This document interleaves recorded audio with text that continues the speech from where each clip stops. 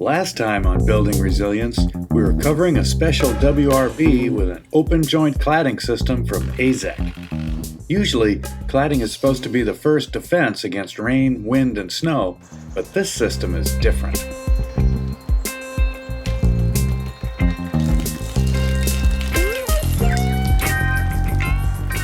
For our open joint, we're using the AZEK cladding, which is a PVC. It's 100% PVC decking that has a vinyl wrap.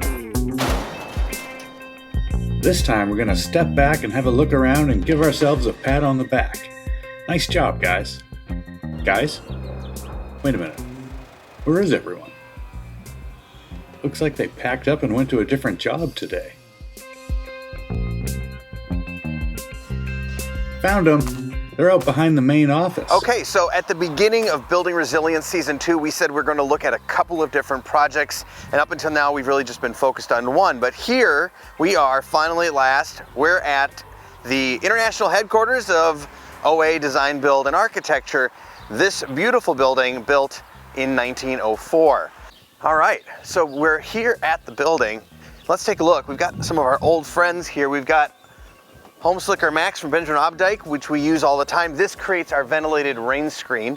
Underneath that, we've got our self-adhered. This is our HydroGap SA, which you already know about. And then we have the HydroFlash tape, which says roll the tape right on it, which is awesome. You can also see some evidence that we've been using the liquid applied HydroFlash as well. And that's now all tucked up way behind this AZEK trim. This is where, you know, old house, weird pieces of wood, things coming together, and we really want to get those openings flashed nicely. And then over here with our open joint, of course, we have our Invisorap UV and our Batten UV. So this is a little bit more contemporary detail. What are we going to put over this? This is a brand new product from AZEK. This is their lap siding.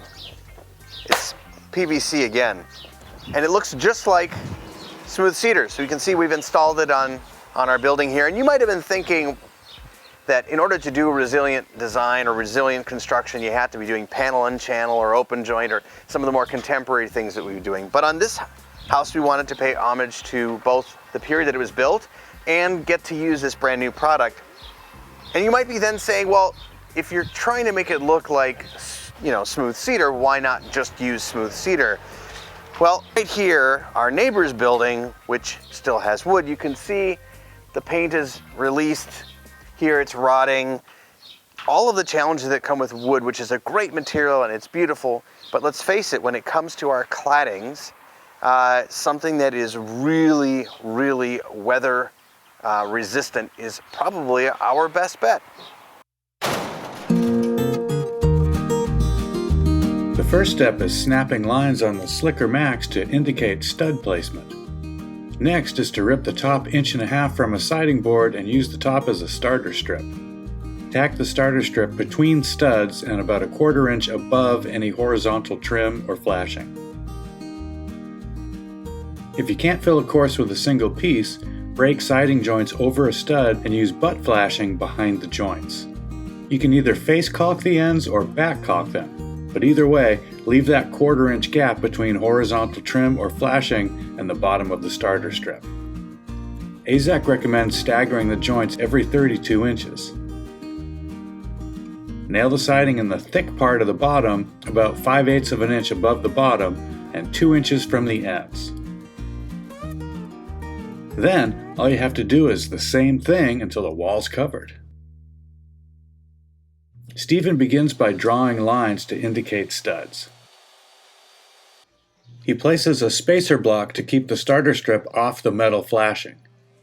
Rather than tack the starter strip on and then nail the first course of siding, the guys do it all in one step.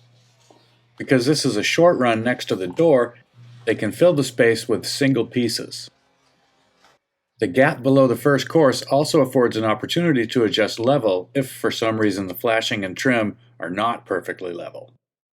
Turns out these guys are pretty good at their job, so they go about nailing the siding. Again, 5/8 of an inch above the bottom through the thick part of the siding and 2 inches from the end. They decide to place the spacer blocks differently on the other side of the door because, well, yeah. Speaking of spacer blocks, Saul made up a couple for this task. The first ones are just small blocks that are 4 inches wide, which is the amount of reveal they're looking for on this siding project. As he slides the block along, he uses the straight edge to square up from the nails below, assuring a straight line of fasteners. For all of the following courses, he made different blocks. They hook under the lower course of siding and extend up enough to set that 4-inch reveal. Sliding the butt flashing behind the joint directs any water leaks out before it can even get in. And just when Saul is looking like Super Saul, he fumbles the block. Fumble! Courses are staggered every 32 inches, and again, he uses the edge of the block to keep the fasteners consistent.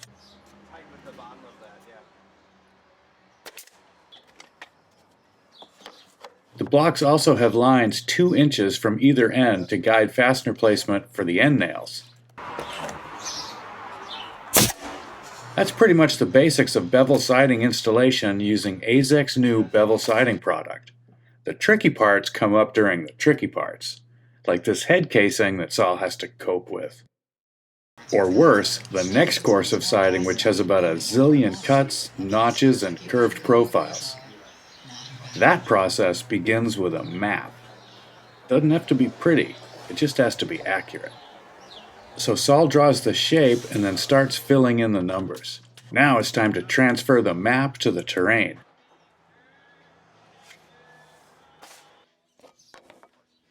He marks the notches, draws the lines, and traces the profile of the head casing, which is worth a slightly closer look. In addition to our PVC claddings, we also have all of our trims, our fascias, our belly bands, and whatnot.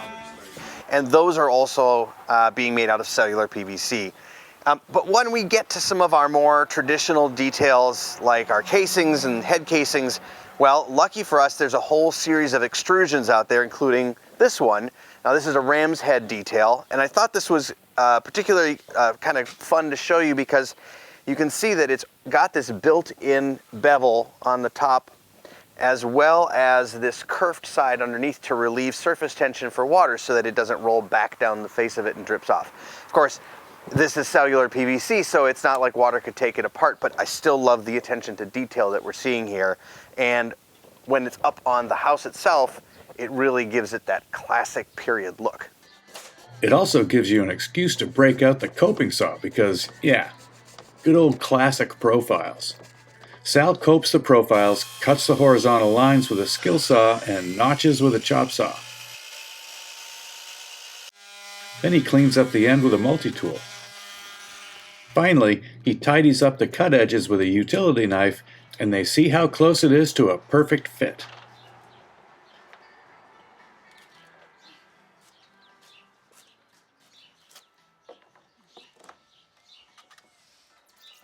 Darned close. And with a little adjusting at the head casing, they slip it back into place, being very careful not to break it accidentally.